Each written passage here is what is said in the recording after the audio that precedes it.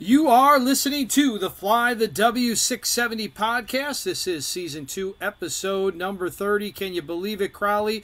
The Cubs and Dodgers just wrapped up their series. Don't forget to listen, download, review, most importantly, subscribe to the podcast. Follow us on the socials, Fly the W670 on Twitter, Instagram, and Fly the W on Facebook. Email us at flythew670@gmail.com. Crawly, I hope you had a good weekend. It was okay for our Cubbies as they split with the Dodgers. We're calling this one Drew Smyly's nearly perfect. The Cubs, well, not so much. Yeah, I mean, unfortunately, the Cubs took the series out in L.A. The Dodgers took it here, but as far as the season series, the Dodgers once again victorious as they are going to take it. What is it, 4-2? So there was a 4-game series. They took 3. 4-3. 4-3, not bad, I would say. So can't really complain all that much, I guess, comparing last year you lost 7 to them. This year that you lost 4 to them. Right. And I think Mother Nature maybe helped the Cubs a little bit, but let's roll through it, right, Crawly? Let's talk about game number 1 that takes us back to the weekend and that a couple days back. And the Cubs got some bad news on Thursday, right? Yeah, you know, on Wednesday night they find out that Jameson Taillon has to go on the 15-day IL with what the Cubs are calling a left groin strain. Supposedly that occurred on Wednesday while playing catch in Oakland, so that was going to be the opening day starter when we kind of talking about the probables. And so that caused the Cubs to call up Javier Assad to take the start for the Cubs against Michael Grove. So Assad has been working long relief, so he wasn't going to be going 6-7 innings. So you knew this was going to be a bullpen game. And there were 2 names that you just got so sick of hearing in this 4-game series, Max Muncy and James Outman. And thank God we don't have to see either of those 2 guys for the rest of the year unless, baseball God's willing, they end up in the postseason or something. But unbelievable. So Javier Assad's in. He's starting top of the second. Max Muncy homered, or you're going to hear that a lot. Oof. But Cody Bellinger continued to torment his ex-team, hitting a solo home run in the bottom of the second to tie it at 1. James Outman, who tortured the Cubs in Los Angeles, hits a solo home run in the third to put the Dodgers back up in front 2-1. The Cubs are going to tie it up in the fourth when Eric Hosmer led off with a walk. Trey Mancini will double, and after Tucker Barnhart struck out, Nico Horner singled to tie the game. But Trey Mancini was thrown out at home on that play by, here's that name again, James Outman. Boy, did he had a nice weekend in Chicago if you're an LA Dodger fan. Yeah, that's how the score would stay, tied at 2 until the 9th inning when Michael Fulmer, who the last time he faced the Dodgers ended up blowing a save, he came into the game. David Peralta and Miguel Vargas led off the inning with back-to-back singles. Mookie Betts flied out. And then Fulmer got pinch hitter Jason Hayward to strike out. So you have 2 outs. And you have now you have James Outman up to the plate. And at that point, he just absolutely crushes one grand slam, 4-2 or 6-2, and that's how the game will end. Michael Fulmer. The Cubs had 2 runs on 6 hits. They left 6 on base and went 1 for 7 with runners in scoring position. Again, Mancini thrown out in the plate by Outman. Mancini was 2 for 4 with the double, which was good. And Cody Bellinger had a home run. But Javier Assad went 3 innings, gave up 2 runs on 3 hits, 2 walks, and 3 Ks. Alzolay pitched a clean inning. Brandon Hughes pitched 2 innings. Rucker and Brad Boxberger each pitched 1. And then Michael Fulmer was tagged with the loss, his second of the season, giving up 3 hits, 4 runs, and 1 walk. Yeah, I was really upset, obviously, with Michael Fulmer in that situation. And I also had to question a little bit about Assad starting. I know Assad can't go as long as we would like him to go because they needed to get him stretched out even further. But in hindsight, what if you would have started Alzolay and gotten 2 innings out of Alzolay and then maybe brought in Assad for 2 innings? Is there a possibility that the Cubs are up 2-0 at that point and not in a tie game? Perhaps, right? Because of what Assad gave up early on. I think they want to make sure that Alzolay has a defined role. I don't think they want to play with it. The guy's had some injury histories. But his only defined role is to come in out of the bullpen, Crawly. It's not like he's the 7th inning guy or the 8th inning guy or the 9th. I mean, he moves around. But right? Assad has been someone that has started games, and who knows? The bigger issue that we got to really talk about is the closer's job, okay? So the Cubs have had 5 save opportunities in the first 19 games. Fulmer has been on the mound for 3 of those save opportunities and has blown 2 of them, okay, both against the Dodgers. And here, Dustin, is my issue, and this is where when you talk about Alzolay starting, I don't know if you remember, I talked about my belief is that maybe Alzolay will be a closer by the end of the season. I've said that. Yep. You know, so the trouble I have with Fulmer is he doesn't have swing and miss stuff. He pitches to contact, and he's getting barreled up pretty good. I literally wrote this on Friday morning. He's getting barreled up pretty good. We could say that again today. That's not a great combo for a closer. You can't have a guy who pitches to contact plus a guy that's getting absolutely smoked every time the ball gets hit. So the question's who's next, and this is where I'm struggling, Dustin, because Keegan and Adbert have been good in a multi-inning role going, 2 innings, right? Getting 2, maybe 3 innings out of those guys. Boxberger usually is better off as a setup man. He pitched the 9th the other day and did not have a lot of luck during this weekend. Michael Rucker, to me, has looked mediocre. Brandon Hughes is doing well, but he's the only lefty. And then Leiter Jr. has been another guy who's had some good results, but there were some concerns how hard he's being hit. They track something called barreled, right? How many balls are being barreled. And that's a combination of anything over 98 miles per hour and then a certain launch angle. And so even though Leiter's gotten some big outs, when they're making contact, it's hard contact. It's going for outs and has been until this weekend, but it's something to be concerned about. And so, again, I sit here and I think Alzolay to me right now is the guy that best fits the role of what a closer should be. Another interesting option is recently called up Jeremiah Estrada, but that's putting a lot on a youngster who just came up from the minors. That's your guy. That's my guy. That's my guy. We'll see what happens. So. We'll see what happens. I would be at this point, Crawly. I'd be okay with that. I'd give him a chance. I'm not saying a hard no on it. That's for darn sure. I would like to go 7 Boxberger, 8 Alzolay, 9 Estrada. That would be ideal. Or go the other way, 7 Boxberger, 8 Estrada, 9 Alzolay. I would like to play around with it somewhat. I don't know what it is. I just know it can't keep going the way it's going. Absolutely right. So let's move in. Cubs are down in the series, 1-0. Let's move into game number 2, and that was on Friday afternoon at the Friendly Confines. All-day baseball the rest of the way. Rest of the way, yes, 120 the way God intended it.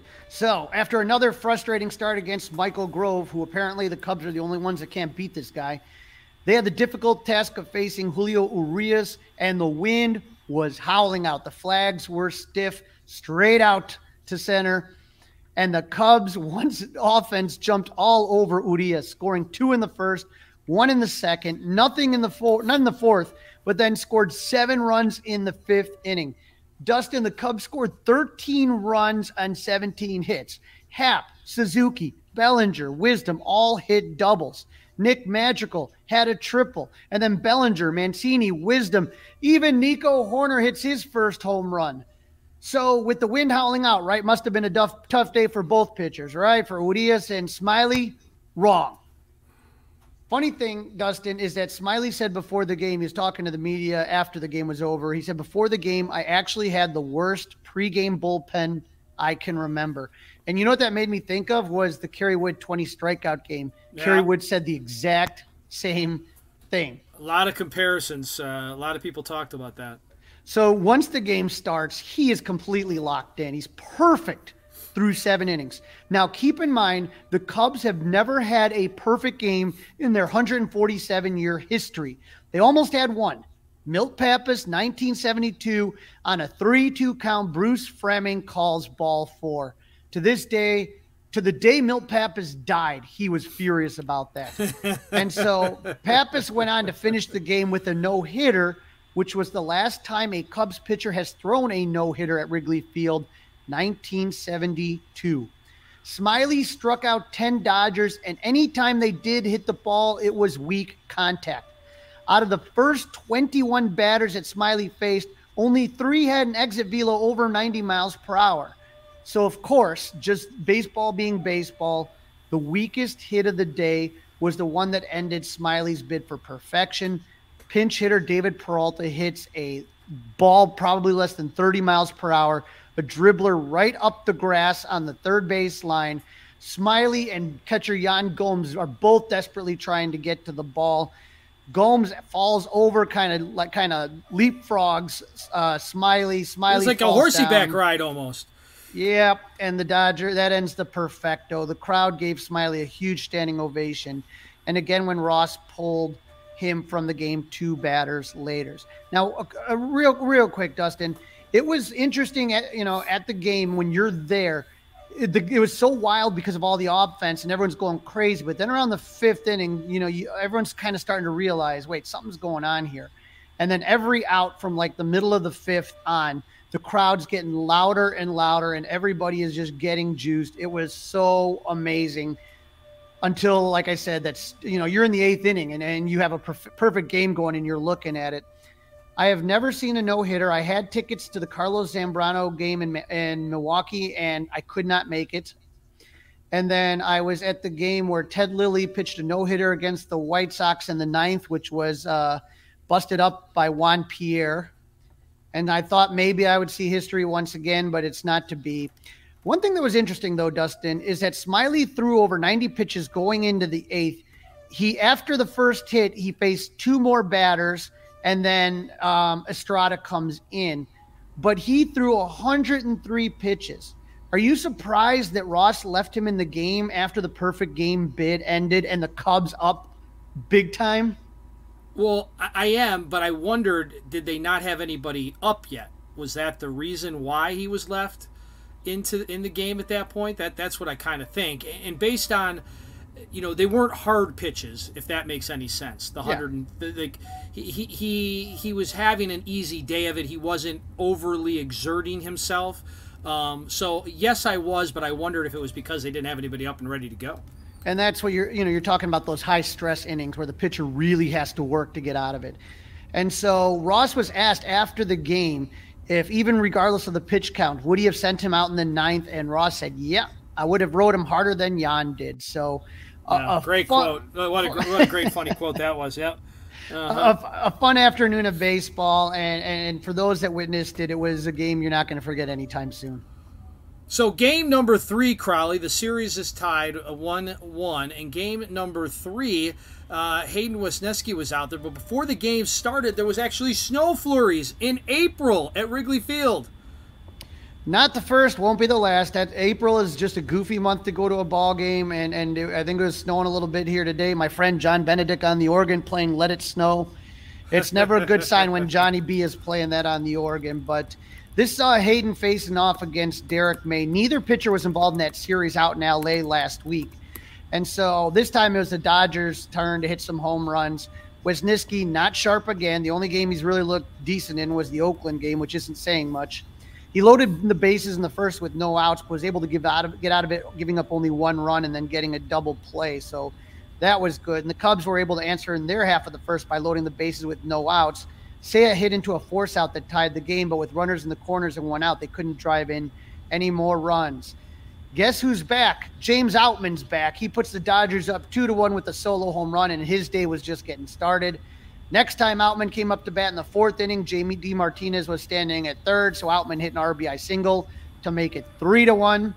Cubs got one back in the bottom of the 4th when Seiya Suzuki was hit by a pitch and scored on an Eric Hosmer double to make it a 3-2 game. 6th inning, James D. Martinez walked, Hayward flied out, James Outman singled, and then Miguel Vargas singled to score Martinez. Cubs are down 4-2. Dodgers added to their lead in the 7th when Freddie Freeman hit out 1-out single, and Max Muncy homered off Mark Leiter to make it 6-2. Now, Nico pulled the Cubs closer when he homered in the bottom of the 7th with Edwin Rios along for the ride. That was Nico's 2nd homer in consecutive games. And it was only a 2-run game going into the 9th. 6-4 when Brad Boxberger came out to pitch, but then Max Muncy hit a solo home run, his 2nd of the game, and then James Outman with a runner on hits a 2-run blast to make it 9-4, and that would be the final.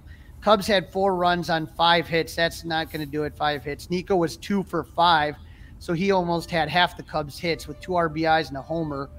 Wesneski, Dustin, still struggling, 4.1, gave up 5 hits, 3 runs, 1 walk. And here's where I keep getting concerned, only 1 strikeout. The thing about Wesneski in the spring and last fall is he was striking a lot of guys out. It just seems like he's fighting his mechanics. He's fighting everything. It's not good. Well, what I think, I agree, it's not good, and he's trying too hard.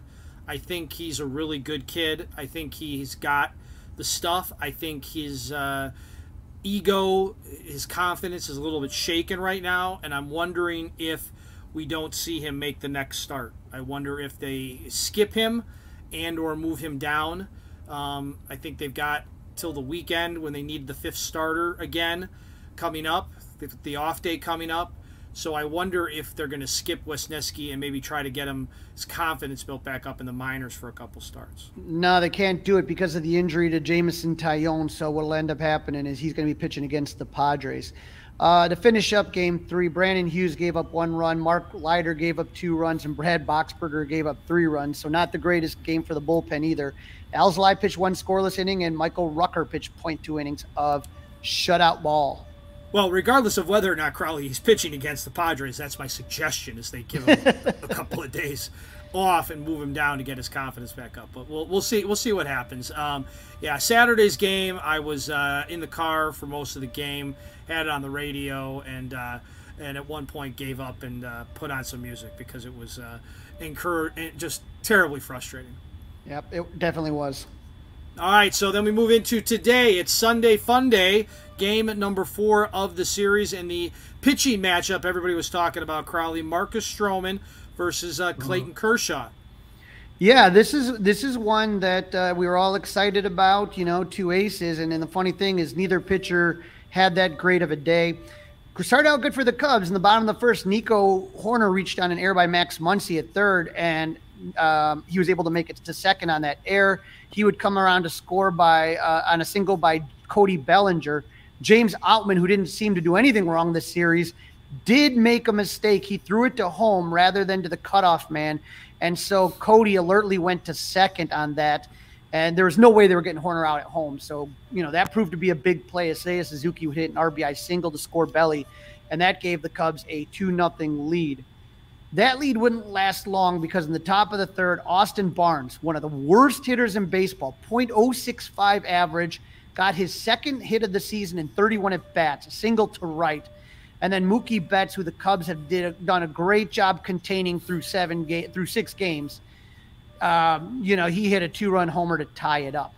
And I'm going to blame Boog Shambi on that 2-run home run, by the way. I don't know if you caught it when you were watching the game. Maybe you were listening to Pat and Ron on the score. But either way, I was watching on television, had the TV sound nice and loud in the house by myself.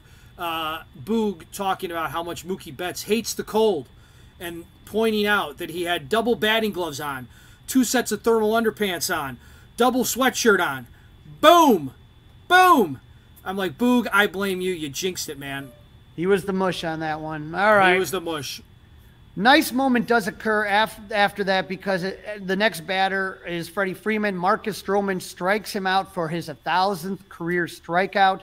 Cheers to the home plate umpire Eric Bacchus, who let Marcus have a moment, accept the cheers from the fan. Stroh acknowledges the fans before starting the pitch clock. Common sense. That's how easy it can be. It's not difficult, people. The game would stay tied until Yan Gomes. Yes, Yan Gomes hit a solo home run in the bottom of the 5th.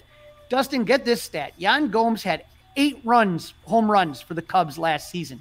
He has 4 in the month of April in 2023. Not bad. Not bad at all.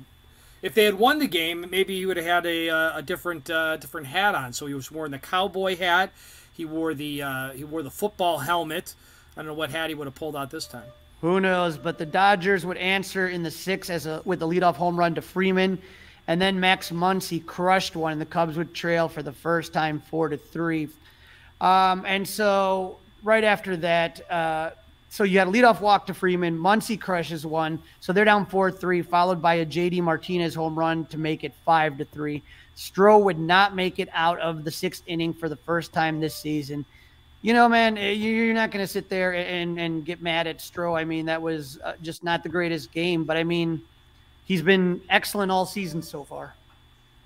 Oh, yeah, he's been great. I wonder if we heard that report from Bruce Levine that he and the Cubs potentially are talking about an extension. I hope that that's not a distraction for Stroman. Who knows? But as we kind of take a look at this, Dustin, right? It's 5-3. No Cubs come back from way worse than that, right? You're a bloop and a blast away from tying. You're never out of it at that point, no.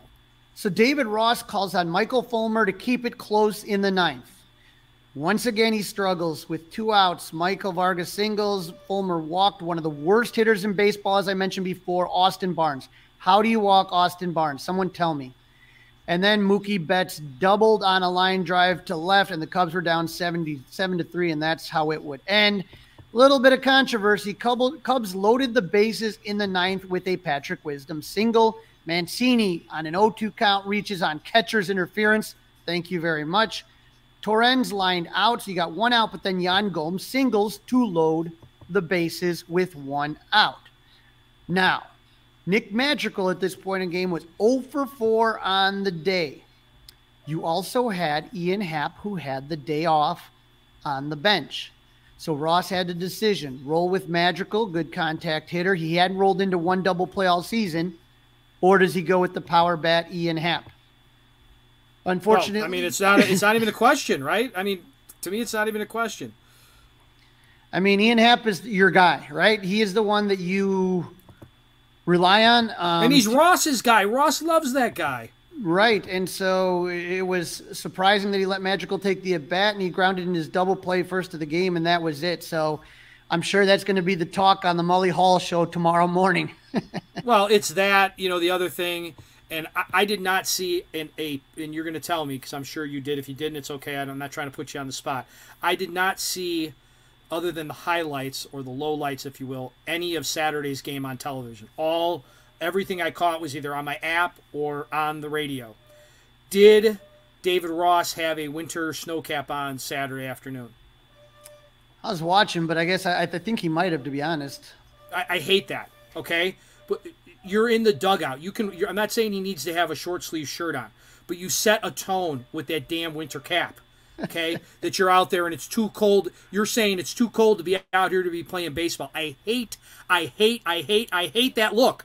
I hate it, okay? There's a heat warmer in there. He can wear warmers in his underpants. He can wear warmers in he can drink hot coffee and hot chicken soup all day. You don't have to put on the face that it's cold out. We all know it's cold out. But, come on. Let's go. You set the tone, David Ross. It doesn't make any sense. Why would you go to Fulmer in that situation? Fulmer should have gotten the rest of the weekend off, unless it was mop-up duty at that point. And then he doesn't play Ian Happ? I mean, was Ian, having beers in the clubhouse? Was it a real full day off? I mean, that doesn't make any sense at all. It makes no sense, except I'm sure, and you're pretty good at these stats, there must be some note out there that Ian Happ with the bases loaded against this guy is no damn good.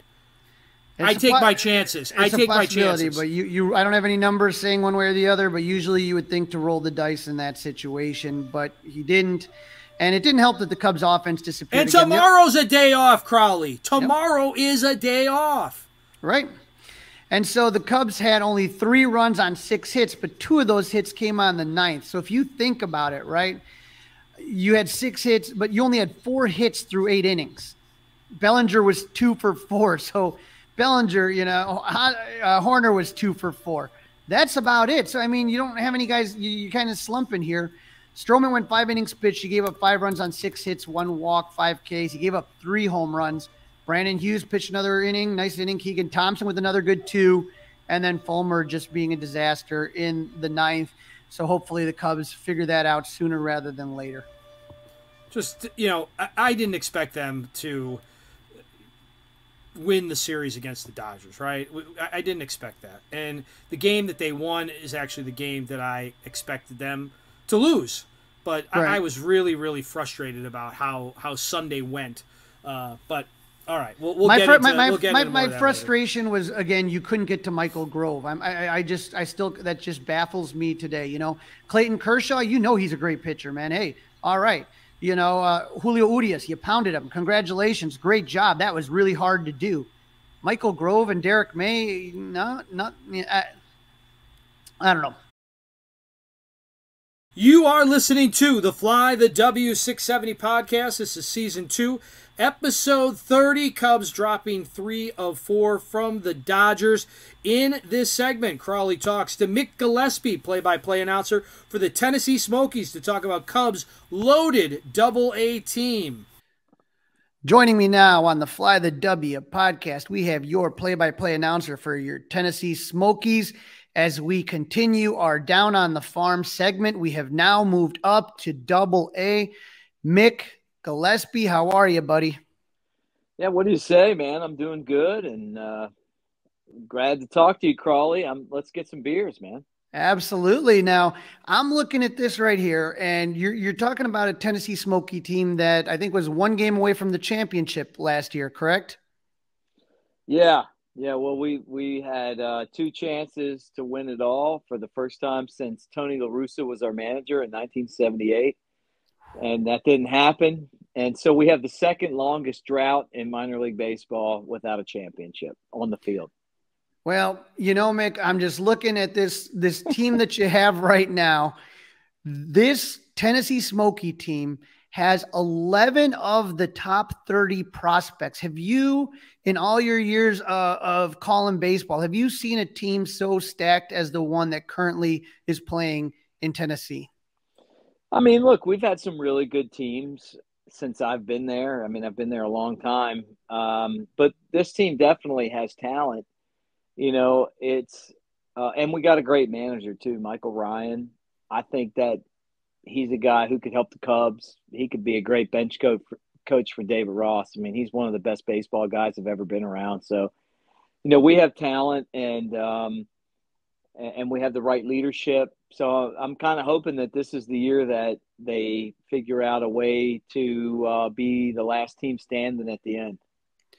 Yeah, and when you look at the guys on here, a lot of the guys, I got a chance because South Bend's real close to it's not far, from the Chicagoland area, are guys that I saw last year, and some of them ended up coming up mid-year into Tennessee, and now the rest of them are up here. So there's got to be kind of a great feeling of camaraderie and comfortability with all the guys that are on the team. Yeah, I mean, I feel like there's a lot of guys that probably should be in AAA, and that also goes to show, how good the Cubs' upper levels of the minor leagues are right now. Because there are a lot of players that could be helping out in the big leagues. If Matt Mervis was in the big leagues, then Bryce Ball would be in AAA, right? Right. We have Andy Weber. Kane Eckert is a guy who could be in AAA right now. So, I think we have 9 or 11 guys that could be in AAA, and that just shows you how talented the Cubs minor league system is at the top. And this team is definitely a team that has some players on it that I think are going to end up playing for someone in the big leagues, and hopefully it's the Cubs. Now, as I kind of take a look at the catching position, it's one that interests me a lot because you have one guy who's been a prospect for a long time. It's been on a lot of people's radars in Miguel Amaya. And the other is a guy that was really beloved in South Bend, like just with the community. Like the kids absolutely love this guy, and Pablo Aliendo. How much fun is it watching those two guys? And how does Miguel Amaya look right now? I mean, we pray that he stays healthy, but that's kind of just been the issue with him the entire time. Yeah, I'll start with him. A couple of long home runs. I think he had like 800 feet of home runs a couple of days ago, right? Two home runs out of the stadium. And the biggest issue for him has been staying healthy. He's still working on arm strength. He had the Tommy John surgery. But honestly, he's done a really good job. He looks the part behind the plate. He's been able to swing the bat. He's a menace in the lineup. And then Pablo, does a lot of things right. The crazy thing about the way the game is about to be played, with the bigger bases and you're only allowed 2 throws to first base, is that stealing bases looks a lot like the 1982 Cardinals with Willie McGee and Vince Coleman and those guys. Like, everybody's trying to steal bases, and it's up to the pitchers to try to keep the guys close to the bag, and then it's Aliendo and Amaya's job to try to throw them out. So the success rate in Major League Baseball, the success rate in the minor leagues hasn't been very high. But both of these guys have a chance. I look at what the Cubs have in the major leagues right now, and I don't see anything that tells me long-term stability. And so I think both of these guys have a lot to play for. Yeah, and the thing about Pablo that I got to kind of know a little bit is he just kind of has a lot of the intangibles that don't really show up on the stat sheet, and just really good leader, really a guy that kind of hits in the clutch, those type of things, which are fun to see. And, when I look at first base, you mentioned Bryce Ball, acquired in the Jock Peterson trade, and BJ Murray. I know that BJ played in the World Baseball Classic, and it looked like he had a good time out there. And then Bryce Ball is a guy that always just kind of interests me to just see, what that kid can do as far as his development. Yeah, talked to Bryce Ball today. We had a season ticket holder event, and just got to talk to him a little bit as part of that. And I like him. I mean, he's a really good kid. Got him, as you mentioned, for Jock Peterson.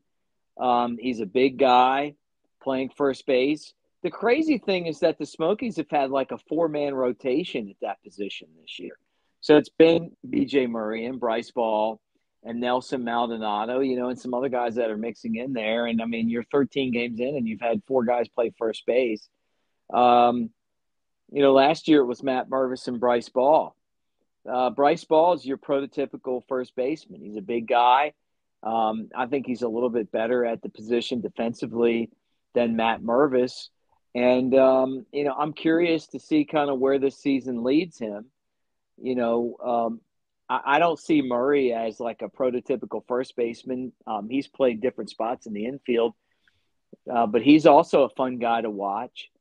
But it's hard. I mean, I compare everyone to Derek Lee and Anthony Rizzo and, some of and Mark Grace, who was my favorite Cub as a kid, and their ability to play defense at first base. I think Ball has that potential, but he's got to reach it, and it's a position that I see in the big leagues that's definitely open right now. I mean, I know they have Eric Hosmer, but I don't think he's a long-term fix. So, is it going to be Matt Mervis? Is it going to be Bryce Ball? BJ Murray, whoever? Somebody, I think, out of this Cub system has an opportunity to jump in there and take it. Now, one guy that you mentioned that you said had AAA potential, Andy Weber has played some second, and Chase Strumpf he's had a couple seasons in Tennessee so far, and he's a guy that interests a lot of people as far as whether he can have a big breakout season this year. Yeah, well, let's start with Chase. Chase Strumpf has the defensive ability to go to the big leagues tomorrow and be a contributor. He can catch, and you can put him at third, you can put him at second. He's a really good defender. For him, it's laying off of the middle away slider, making contact. He's got power. I really like him.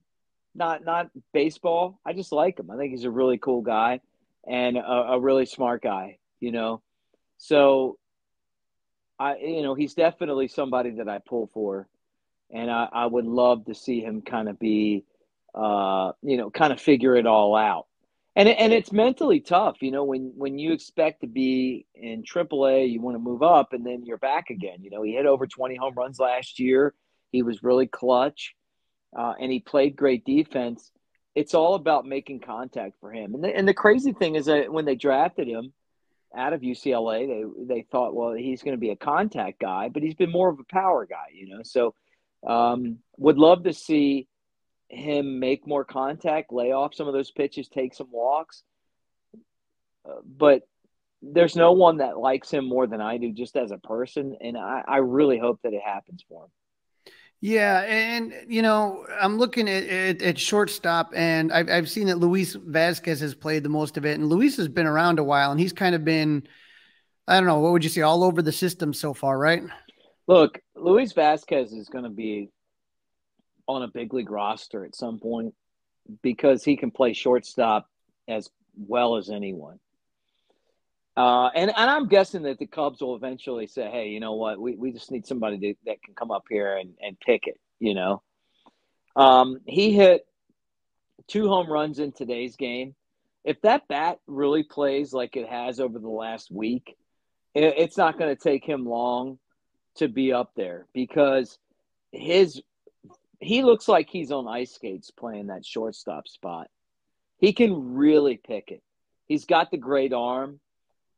He's got excellent instincts defensively.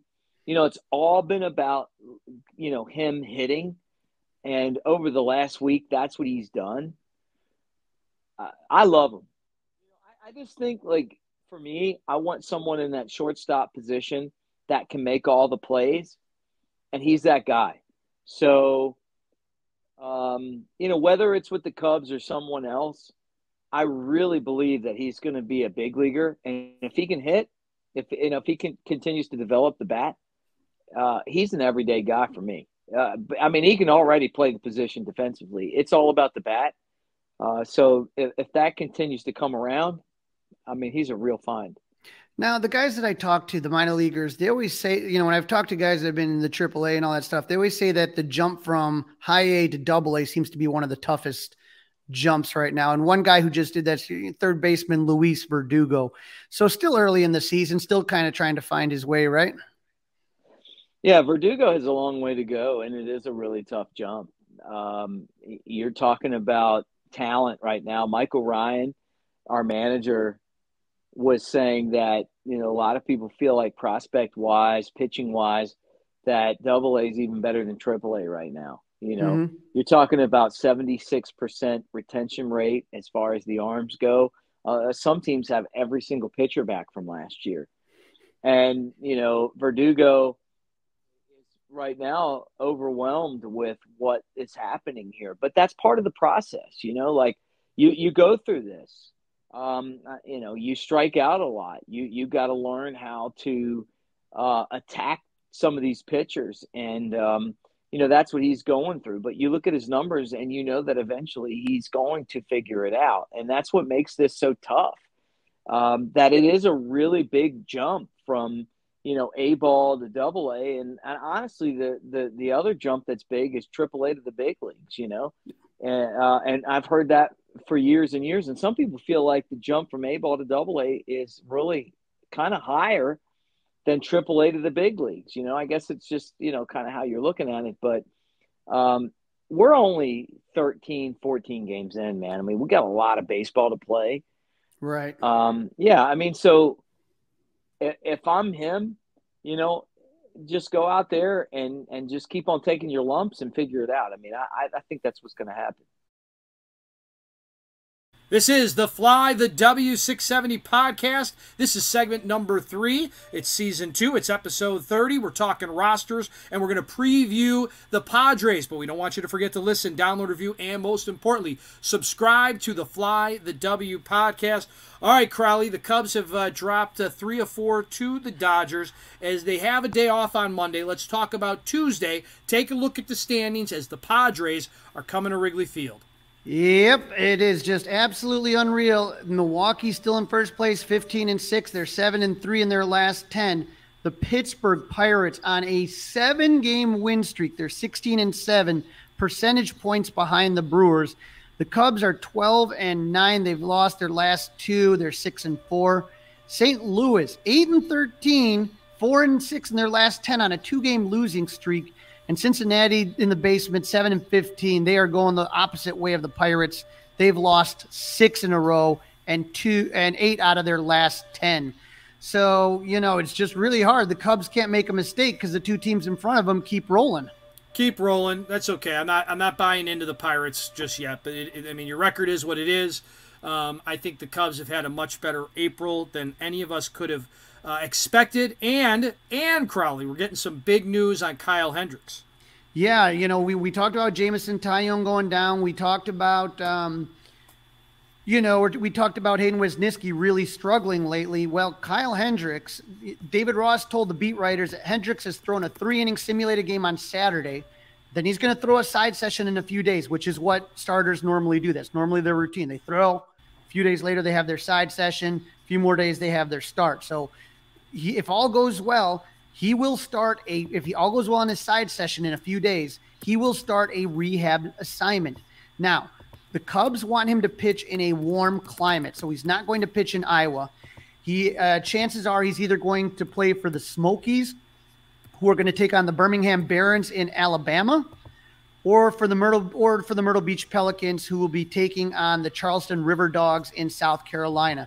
So both of those warm climate areas, they don't care what level their the hitters are. They just want him to go out and play his games like he normally would in weather that is conducive and just you don't have to worry about muscles getting cold or cramping up or anything like that.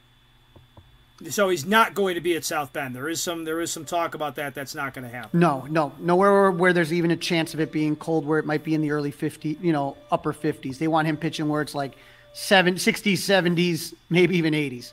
So no Kyle Hendricks in South Bend, no.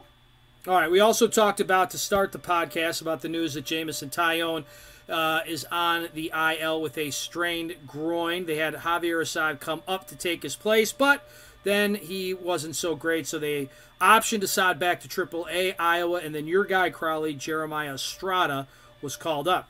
Yeah, Estrada, let's be honest. Assad wasn't awful, but it was more of they used like 6 pitchers that day, so you needed somebody that can take innings, and Jeremiah Estrada closed out that game for Drew Smyly.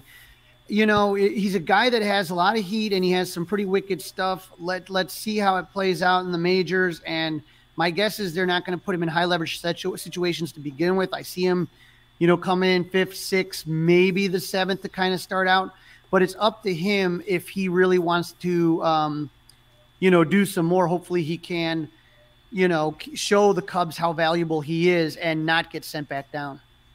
All right, Crawly, Monday is a day off for the Cubs, and then on Tuesday we've got game number 1 of this series, Justin Steele taking on the visiting Padres.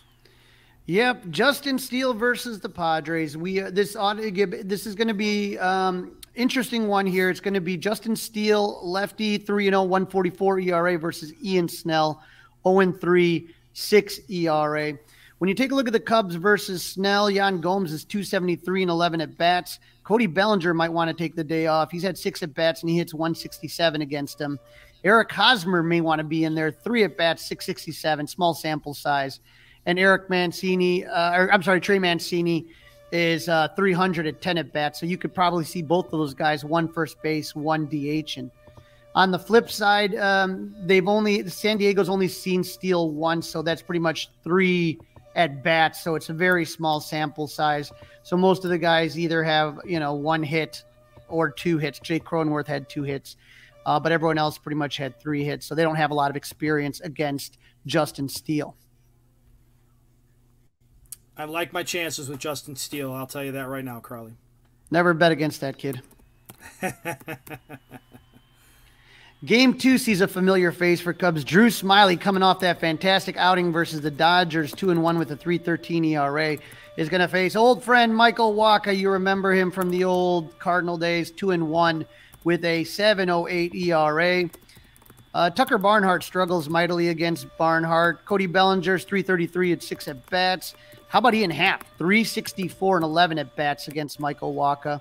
Eric Hosmer is 2.73 with 22 at bats.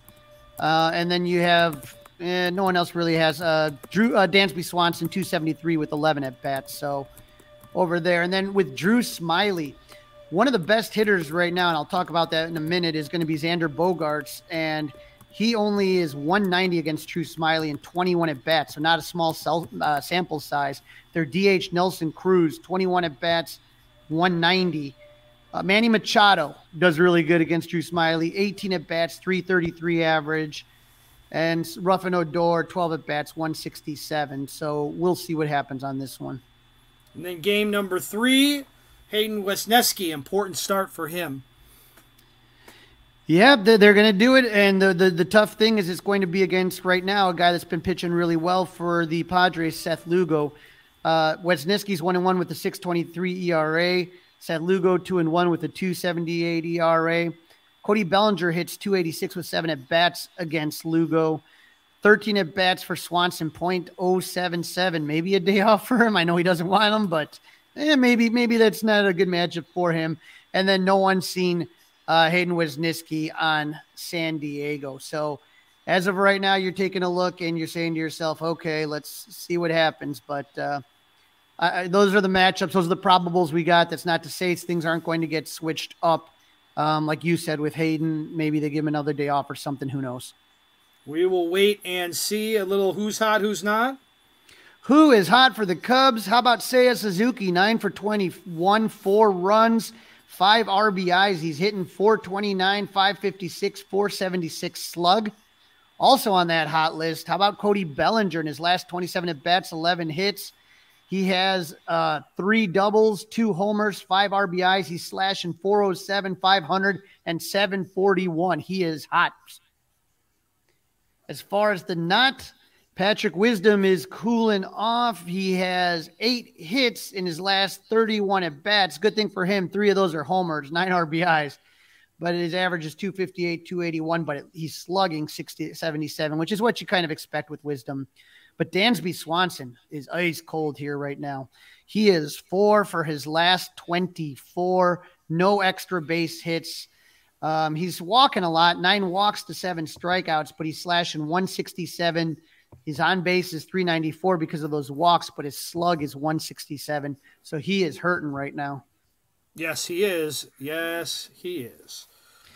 Now on the San Diego hot here, look out for Xander Bogaerts. Remember the Cubs were really in on him during that shortstop sweepstake in the offseason. In 20 at-bats, he has 6 hits, 1 home run, 2 RBIs. So he's slashing 300, 391, 500. After that, Juan Soto's starting to do a little something after a really, really bad start, but not much. So the offense is not really where it needs to be for San Diego. Xander Bogaerts is the guy that's really carrying them right now. On the cold side, maybe we're catching Manny Machado at the right time. He only has 2 hits in his last 19 at bats, no extra base hits, slashing 105, 105, 105. That's pretty amazing that his average on base and slugging are all exactly the same, but he is ice cold. Yes, we'll take that. Stay cold. It's going to be cold in Chicago for these upcoming games, so I'm fine if he stays ice cold, Crawly. Yep. He's a guy I see wearing, double batting gloves, double long underwear. It's supposed to warm up, so we'll see what happens. Not to Padre weather, though, Crawly. No, not Padre weather. All right, Crawly, let's hear about some predictions. I'll go first on this one. 3-game set versus the Padres.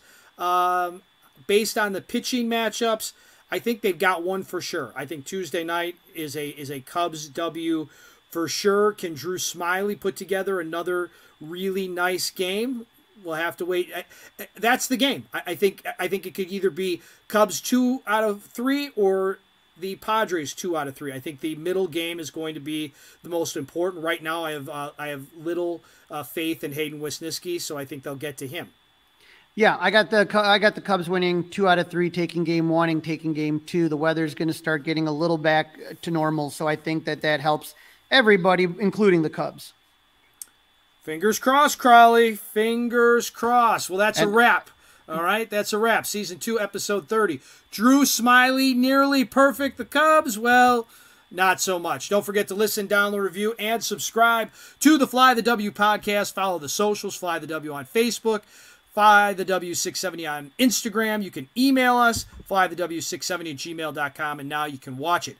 YouTube TV by subscribing to 670 The Score and the YouTube channel there. Crawly, have a great start to your week. You and I will get back together Wednesday or Thursday of the week coming up. Yes, I will be at the game actually on Wednesday, the Drew Smyly versus Michael Wacha. So if you're in the area, stop by. So we are talking till Thursday. We're talking Thursday. So stop on by and hit me up, and we'll grab a beer, and we'll sit down and talk and say, go Cubs. Hey guys, it's Crawly. Thanks for watching. If you enjoyed this video, please don't forget to give it a thumbs up and subscribe to our channel for more content like this. If you want to see more of our videos, be sure to check out our playlist and let us know what you think in the comments below. Also, don't forget to follow us on social media to stay up to date with our latest episodes. Links are in the description. Thanks again for watching, and we'll see you in the next video. Go Cubs!